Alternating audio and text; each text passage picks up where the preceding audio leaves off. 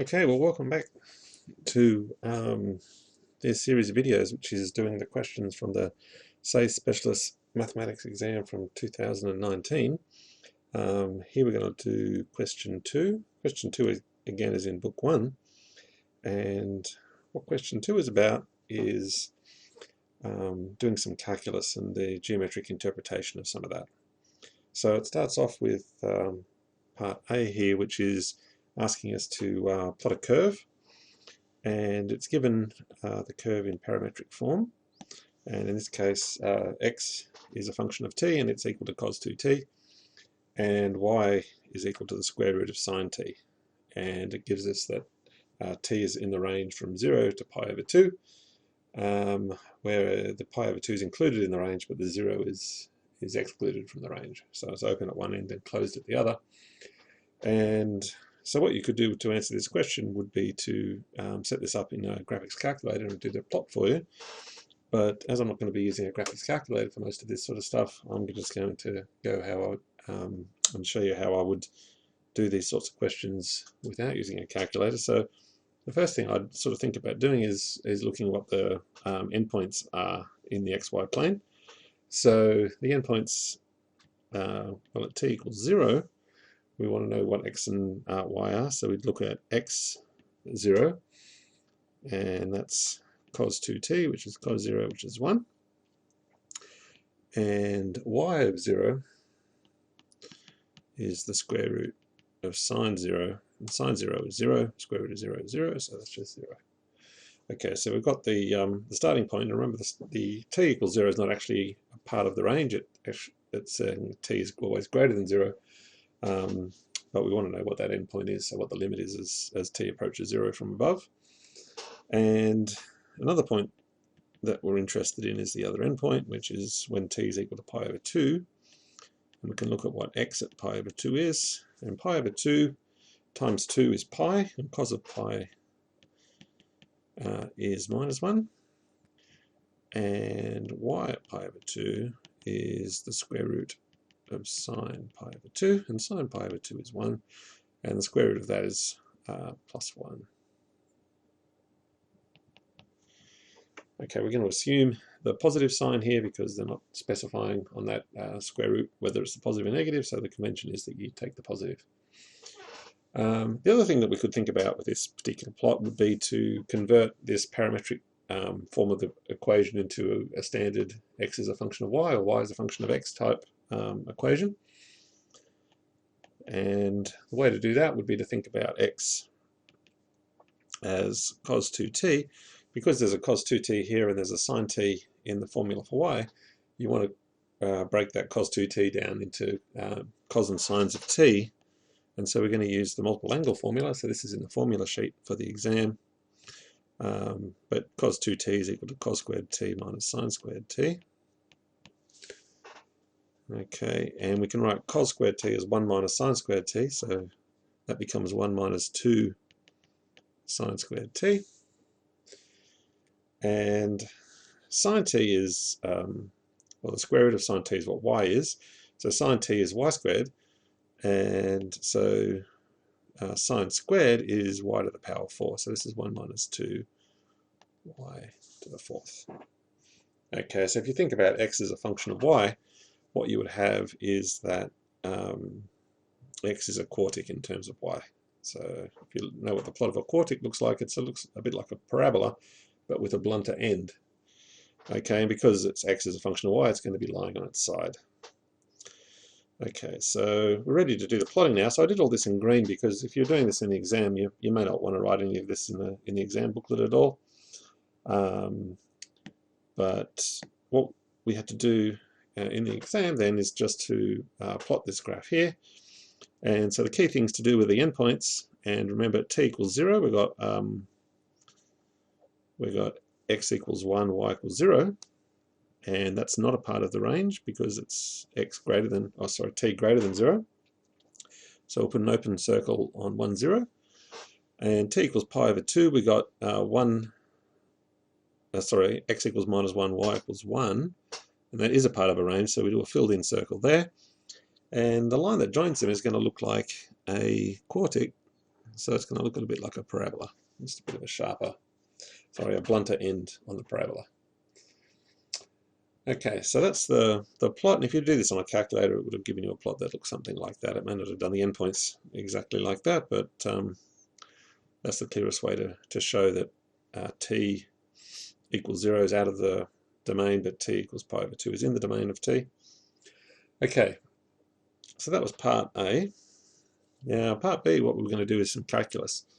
So it's asking us to calculate dy dx, so the derivative of y with respect to x, from the formula that y prime dy dx is equal to y prime over x prime, where here the primes are derivatives. Okay, so y prime in this case is the derivative of y with respect to t, and x prime is the derivative of x with respect to t. And we want to show that the quantity dy dx is equal to minus 1 over 8 y cubed. Okay, so this is going to just require a little bit of manipulation. First thing we'll do is work with y. You can work with x as well, but seeing y is on the numerator, it makes sense to to start there. We've got y equals square root of sine t, and so we take the derivative of that, and that's what y prime is. So square root is sine t raised to the power of a half, and so we use a composite function rule here, and we get a half sine t to the minus a half, so we've sort of differentiated the equivalent of x to the half here, where x in this case, or let's call it something else, where z, say, we're differentiating dy dz, and z is equal to sine t. So we're going to multiply by dz dt. That's the key thing. So the derivative of sine t with respect to t is cos t, so we'll have a cos t here as well. So that's the composite function rule. We've also got to deal with x. Remember, that's cos 2t. And so taking the derivative to calculate x prime, we're going to have a 2 coming out. We differentiate cos, you get minus sine, so we're going to get a minus as well. And so we get minus sine 2t. Okay, and we can use the multiple angle formula again to break this down into just t's rather than 2 t's inside of the arguments. And so sine 2t is 2 sine t cos t. And so when we multiply that 2, we're going to get a minus 4 out the front, sine t cos t. Okay, so now we're ready to use the formula that they give in the question here. So dy dx, that's going to be equal to y prime, which is a half sine t to the minus a half times cos t, divided by x prime, and x prime is minus 4 sine t cos t. Okay, now we simplify this a little bit by taking the coses, cancel those out. We gather together the half with the minus 4, and that gives us a minus 1 on 8. And the sine to the minus a half means it actually should be on the denominator, and so we can write that as 1 over sine t. We'll get a sine t to the 1 already there, and then we get a half as well, so we get a 3 over 2. Okay, but we know that the square root of sine t is what y is equal to 2. So the second term here on the denominator is actually y cubed, because y is the square root of t, and y is the square root of sine t, and sine t to the 3 over 2 is just the square root of sine t raised to the power of 3. So this can be written as minus 1 over 8 y cubed. Okay, and this therefore is what we need to show.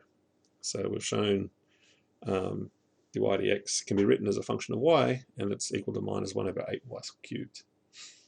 Okay, so that's part B. Part C, it says using the part B, we want to find the exact slope of the tangent to the curve at x equals 1 over 2. Okay, so the slope of the tangent to the curve is what dy dx actually is. So this is actually asking us to find dy dx.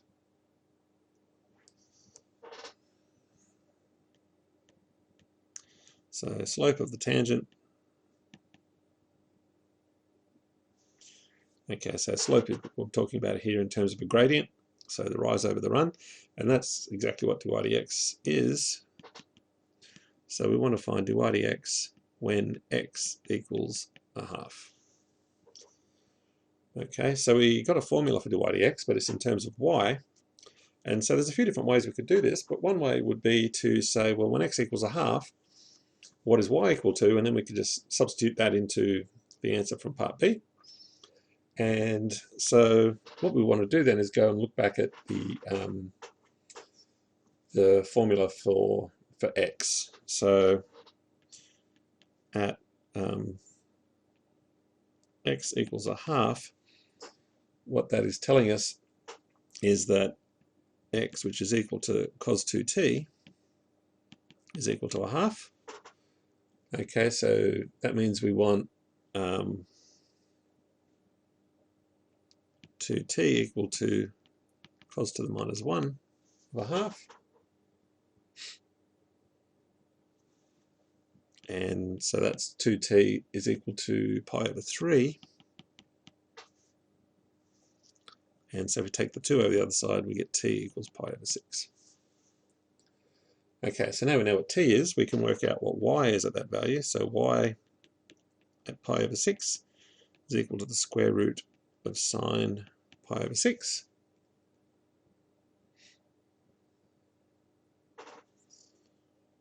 And that's equal to the square root of a half, which is 1 over the square root of 2, say. So that's what the value of y is going to be when x equals a half. Y is going to be equal to 1 over the square root of 2.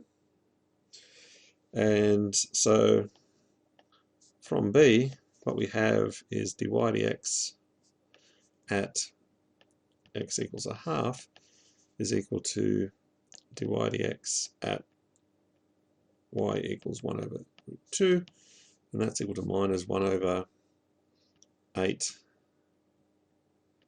1 over root 2 cubed. Okay, and so the root 2 cubed is going to be 2 root 2, because 2 of the root 2's become just 2. And because that's on the denominator of a fraction, which is actually on the denominator of a fraction itself, that goes up to the numerator. And so we're going to get minus 2 root 2 over 8, which is also equal to minus root 2 over 4. Okay, so that's what the slope is, or the gradient, in this case, of the tangent to the curve at x equals a half. Okay, so that's the end of question 2. If you enjoy this video, don't forget to like the video.